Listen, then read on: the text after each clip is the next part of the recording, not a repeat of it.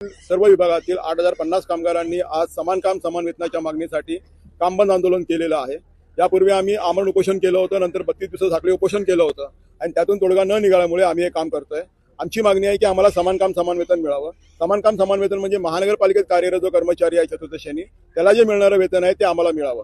पण दुर्दैवाने मान्य आयुक्तांनी जी समिती नेमली होती त्या समितीने असा अहवाल काढलाय की जर समान काम समान वेतन दिलं तर कामगारांचं वेतन कमी होईल। हा अहवाल परस्पर चुकीचा आहे। जर कायम कर्मचाऱ्याला पगार कमी मिळतो आणि आम्हाला जास्त मिळतो असं होऊ शकत नाही।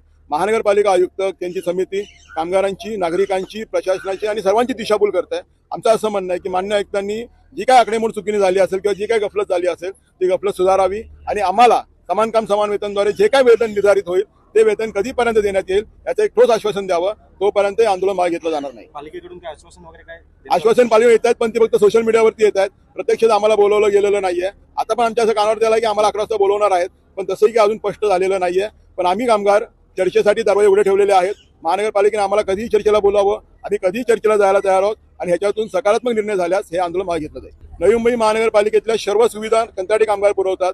आज इथले 100% कामगार कामाला आहे, काम आंदोलनात सहभागी आहेत। फक्त आम्ही माणुसकीच्या दृष्टीतून पाणी पुरवठा, पोस्टमॉर्टम डिपार्टमेंट आणि स्मशानभूमीतील कामगारांचं काम चालू ठेवलेलं आहे।